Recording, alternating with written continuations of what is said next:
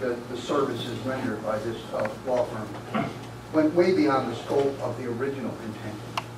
Well, we got to the point where, in Attorney Sims' own words, we're on cutting edge, the cutting edge of public records law in the state of Arizona. And the more you read the statute, the more you see these types of things. When a person makes a reasonable request, legal, which they're fully entitled to do, we get into the legal. We didn't resolve anything as it pertains to public records. It's still all up in the air, yet we spent almost $10,000. I mean, how do we let these things get so out of control where, well, the request was for advice? Councilman, let me try and answer that.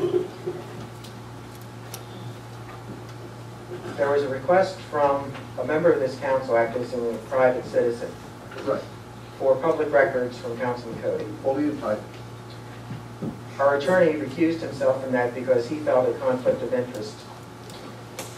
At that point, I decided to engage Mr. Sims, and I wrote a letter to this council. It was not approved by the council, but I wrote a letter to this council saying that we will engage Mr. Sims to give legal advice to Mr. Coady, Councilman Coady. I based the $1,500 on an estimate of 6 hours at $250 an hour. An hour to talk to Councilman Coady, find out his concerns, 4 hours to do research, and another hour to respond. It turned out to be a much more lengthy process. The individual bills have been supplied to all the members of this council. They are in the public record. It simply turned out that over the process of that, there were a number of requests for advice, and all those were honored by Mr. Sims. As Mr. Neese said, we were not apprised of all the requests from Councilman Coady for advice. We simply felt that he was owed the advice. I did ask Mr. Chenal, our attorney, can I tell somebody that's enough, you got to stop?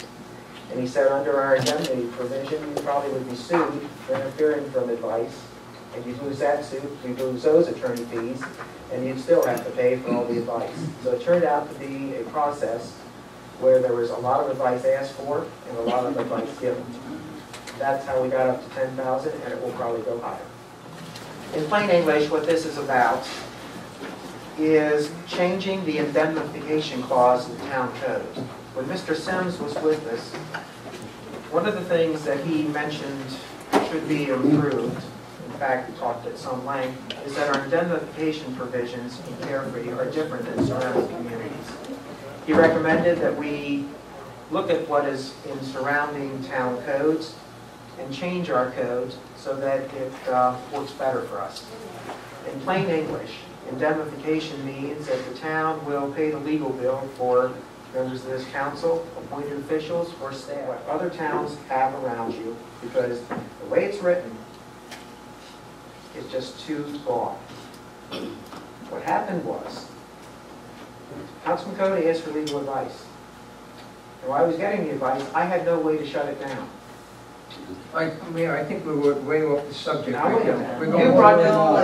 You brought this up. You're gonna, Go ahead. for instance, I had no way, any council member who has a lawyer make a house call is really using the checkbook inappropriately.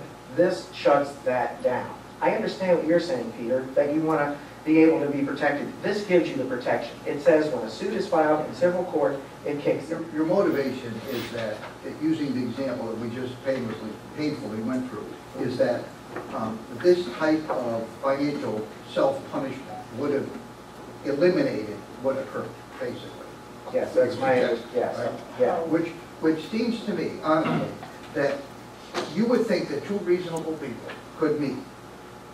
The vice mayor, acting as a citizen, made a legitimate request, did it the right way, through all the proper channels. Councilman Coady disagreed with the request. We had conflict. I would think that we could resolve these things. If we could have, we would have. It didn't happen.